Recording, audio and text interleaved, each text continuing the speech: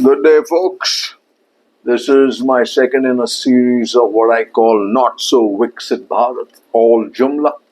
Let me just start by telling you Bangladesh, right? Bangladesh was preceded by Sri Lanka, was preceded by Maldives. We saw what happened in Sri Lanka, chaka-chon infrastructure, Rajpaksa spending money borrowed from China on ports, etc., etc. But it wasn't filtering down to the people. Inflation, it was causing, the debt was causing inflation, was causing shortages. Of course, also driven by a policy that was forced agriculture out by forcing them to natural fertilizers. But then and that time they said it's okay, it's too small. Maldives is small. From Maldives was small. From there it moved to Sri Lanka, which is big. Now Bangladesh is bigger. At the same time when it was happening in Sri Lanka, I had mentioned that I see underlying strife in Bangladesh. And don't be surprised if what these top line numbers and per capita income being larger than ours are just that it is. It just sounds good, but it ain't really. It's too good to be true, right? The same thing, for whatever reason, whatever other geopolitical reason, but the basic underlying angst was economic. You may have had growing economy. You may have thought, you had a per capita income as told by the World Bank. But bottom line was that unemployment and inflation was getting into people's pockets. And the quantity they were actually getting nutrition had dropped. And let me just put it this way: India is very similar. Right? You might say, "Oh, India is too big to fail," but just do remember, the bigger you get, the harder you fall. The bigger you get, the harder you fall, right? And when you look at what are we doing, right? We are doing, this whole budget was again about big talk about fiscal consolidation, the deficit getting better, projected deficit getting better, and economic growth 7, third largest economy. But again, the point is at the bottom, unemployment, consumption's falling, nutrition consumption is falling, inflation in food items is at its peak. And you can see the angst amongst the people of India, and that's what actually resulted in the fall of the BJP not getting the majority. And they're seeing the budget, they haven't taken a lesson, or they really don't care. Right? But why do they need this fiscal consolidation? Who does it work for? Right? It doesn't work for FDI, right? Because that's consumer demand. It doesn't really work for FPIs, etc., because they're seeing a different economy. They're seeing companies, are they doing any better? And they really actually are not, if we look at it, right? Barring a few.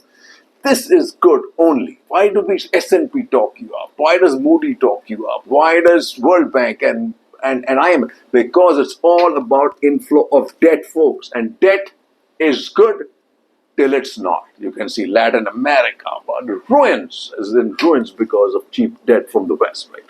And we, unfortunately, are headed that way. You'd like to believe that or not, but we are headed that way, folks. So let's just see this. When Ashok Modi writes, and it's very alarming. India's looming financial crisis. He says, rapid credit growth is akin to a siren song. It lures economies with the promise of prosperity only to lead them into crisis. Then he says, India is in the midst of a similar folly driven by policy makers wedded to an unhinged hype about the country's performance and prospects. This time is different theme touts India's digital infrastructure as a catalyst for financial innovation and inclusion, promising growth and equality. Ironically, this lofty narrative has enabled a poorly regulated financial sector and consumers living beyond their means to generate a lending surge. This celebration of credit growth deflects attention from the deep-rooted jobs and human capital deficit, and it extends the hype into dangerous territory. The truth is that when lending expands, the financial sector looks in good health as new loans pay off old ones, but the house of cards collapses when lending slows and options for more loans to repay earlier obligations get shut. The IMF knows this history well. Heavily indebted households and business sharply reduce spending to repay their debt, causing an economic crunch. This distressing script is set to repeat for India, especially because of the feverish expansion of household lending at between 25 and 30% a year. Right? Dangerous. A household debt boom is quintessentially bad boom. It does not add to productive capacity, but instead bids up domestic prices, making the country less competitive. As economists Atif Mian and Amir Sufi report, the higher the household debt burden, the steeper the crash that follows. Add to the bad credit boom, a stock market rising, unmoored from weak corporate investment, and anemic consumer spending, an overvalued exchange rate, and a tendency for Indian authorities to talk of dodgy data, and India presents a textbook example of the key elements that signal a looming financial crisis. The financial crisis will cause not just economic pain, but will degrade the economy's long-term well-being. Indeed, over time, lending opportunities have narrowed as the Indian corporate sector has reduced its investment GDP ratio and borrowing pace. Today, a dangerously growing share of household loan is unsecured and backed by no collateral.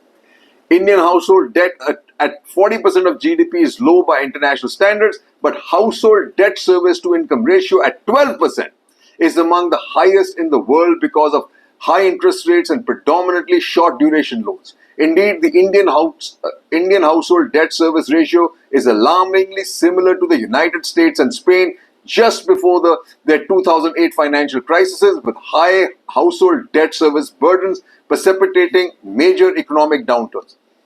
The source of the impending crisis lies in a paradox. Despite buoyant credit growth, household consumption is increasing at an excruciatingly slow pace. Households are struggling, their saving rates have declined, and they are boosting meager consumption by borrowing money. Consumption by borrowing, the worst case scenario.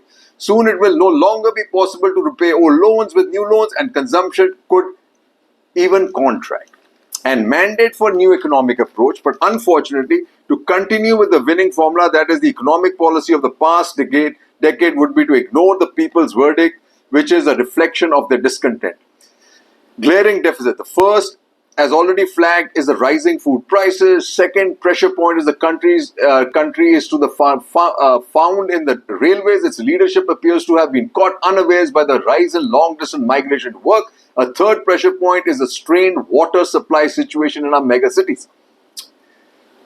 Dissatisfaction with governance is bound to be at a high time of unemployment and persistent inflation. Food price inflation in particular has remained elevated for 5 years. A substantial drop in the seats by the BJP in Uttar Pradesh, which is among India's poorest and most rural states, aligns with this view. Union Budget 24-25, no signs of learning, as by C.P. Chandrasekhar. The mismatch between the problem at hand and what the budget offers is stark, be it to welfare or even taking care of political allies. Budget 2024, long in intent, short on details. The policy slant highlights good intentions, but the ways and means to accomplish the ambitious goals get set out are hazy.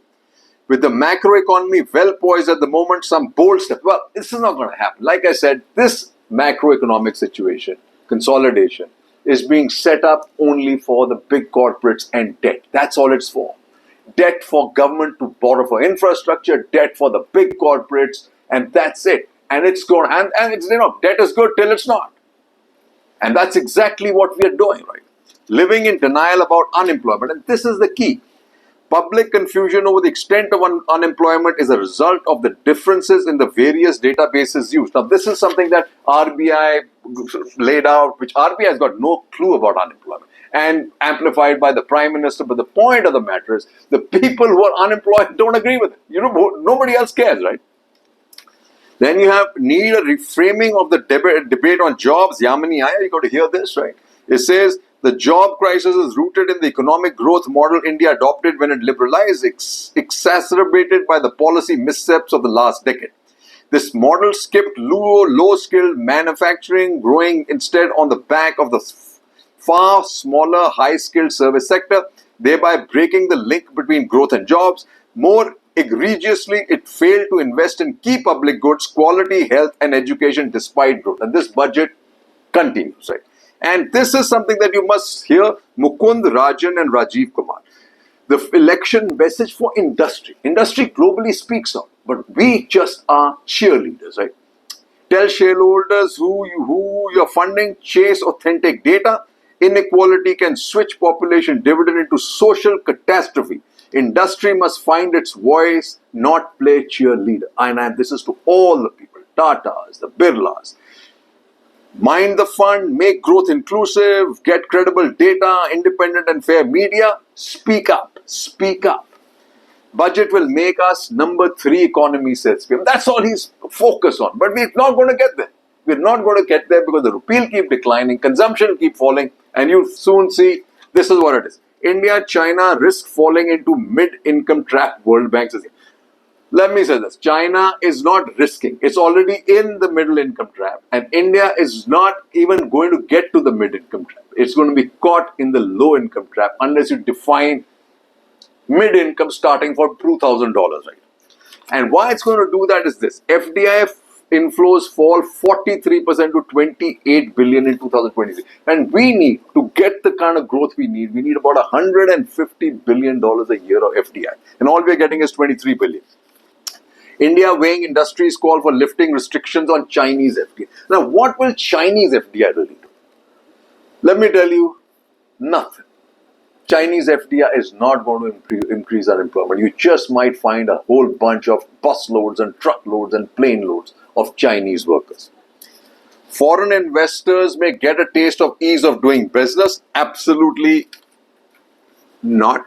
India has shifted to women-led development, female labor force participation rate. Now, here's the funny thing. This is a dichotomy. The reason why it's a dichotomy is because the female labor participation is not rising in management or in manufacturing jobs. It's rising in agriculture.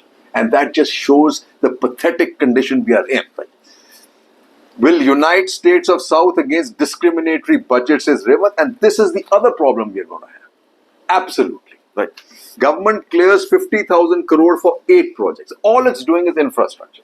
But the shape of the infrastructure, the quality is so poor because it just shows utter lack of knowledge and severe amount of corruption. Because the projects that had been announced earlier, almost 23 out of 27, I'm told, are incomplete, and the increase in cost is up to 130,000 crore. Get this, folks, 130,000 crore. And as Anjana Menon writes, carefully walk the talk on infra.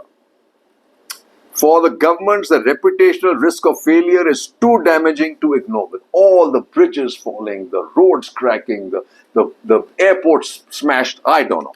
And a budget that places health on the margins, like I said, as long as you don't put this in education on the top, Viksit Bharat, dream on, folks, dream on. FM. Most people will be better off even without indexation. Guess what? She's had to reverse that. What I mean, actually, she is probably absolutely doesn't have anything up there. Indian engineers are helping transform this US retail giant. What would we do without the United States?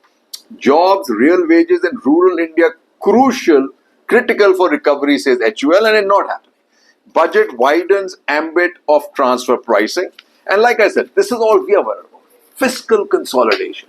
FM lowers fiscal deficit target to 4.9 for FY20. Firstly, I don't believe these figures. And if this is the only focus that you have, and this 6.5 to 7 growth for forecast is in cautious eco survey, investment by Chinese, and it's not welcome. I am saying it's not welcome. Color of money is, as what Mao put it, Deng Xiaoping put it, is as long as it's money, right? It doesn't work. Survey upbeat on economy, backs more freedom for business. What else do you expect? And then you have Swaminathan Iyer, who seems to have lost the plot. Array, brother, why bother? And why not bother Swaminathan Iyer? He doesn't want to bother as well as the fiscal consolidation. But no, he won't talk about inflation. No, because he's now become a little right paw in the hands of the government. That's all he is. You can't believe him.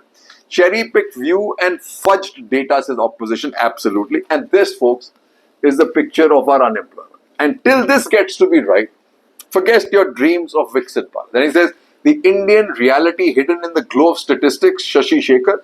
The government has launched certain poverty eradication measures, but what happens to the Indians killed in Kuwait and to those such as Kulashendra? The situation raises serious questions and the world's largest democracy needs answers to these. According to the Union Health Ministry, between March 1st and June 20th, close to 40,000 persons suffered heat stroke. Of them, 143 died. Sunny with a chance of dark clouds, says Swaminathan Iyer. Whoa, really? There are only dark clouds, Swaminathan. June coast, because when I say this, that's the reason. June core sector growth slows to 4%. And then you have this. Blow the old shumpter, says Swaminathan Ankulesh Iyer. He says capitalism hasn't failed. We've actually greatly benefited from freer markets. Well, only a few people have benefited. As soon as you got the double A's involved, the benefits totally stopped. And other reason, as he himself says, is UP order goes against spirit of Sabka Saath. This is when the order was given to put your names on stalls. Capitalism, we need more, not less, says Ruchir Sharma. But what kind of capitalism, right? He says, government's policy of providing a constant stimulus to economies has slowed growth, created zombie companies, and skewed income distribution. Capitalism needs room to work. Now, this is the problem we are having, right? And this is company. Now, they are zombie countries too, right? Though politicians now speak of the economy as an engine subject to fine-tuning, it is more like a natural ecosystem in which humans meddle at great risk to the system and themselves. Their thinking needs to change before the overconfidence of modern economics, not nearly so hard a science as many imagine, does more damage. Capitalism is still the best hope for human progress, but only if it has enough room to work, and it has to move down, Ruchir. It has to move down. For world-class firm, is India going Korea way? Like Japan's Zaibatsu or Korea's Chaubals, India's big three are conglomerates operating in several fields. In the West, the track record of conglomerates is poor, but in developing countries, good management is a scarce resource. Groups that have it expanded successfully into a huge variety of new sectors. Tata as in IT, steel, auto power, chemicals, and electronics. But let me just tell you, and Adani and Ambani, right? There's a law just been passed to say that Google might be broken up. All these companies, if they really want to compete globally, are not going to be able to compete as conglomerates. And that's why, after time, Japanese companies got chopped. The Japanese, what do you call that, Zaibatsu's got broken up, and the Korean Chabos, Hyundai got broken up, Daewoo got broken up, and all that, right? And hire for money. Would you really employ additional full-time workers solely to avail of GUI's ELI benefits? I don't think so. But when it all comes to it, you ask yourself, where is the government going to get the money? Okay. It's a huge deficit. It is here. Government gold mine, PSU stock still parting hard on diesel. Look at this. Hindustan Aeronautics, 78,000 crores. IRFC, 67,000 crores. LIC, 85,000 crores. Rail Vikas, 130. Oh, wow. Mazagon Docks, Hindustan Aeronautics, 368,000 crores. IRFC, 282,000 crores. LIC, 670,000 crores. Rail Vikas, 130,000 crores. Mazagon Docks, 108,000 crores. Oil India, 103,000 crores. Power Finance Corp, 184,000 crores, amongst a few. Salvation. But, like I said, I'm all for privatization. But if privatization is done to the same, what do you call those creation of those, follow the Korean model of creating Zaibatsus or Chaubals, it ain't going to work. It ain't going to work. And that's why, let me just tell you, don't delude yourself when you think that, hey, that was we are too big, Bangladesh was too small. The bigger you get, the harder you fall. And fall, you do. 3 cheers, Jai Hind.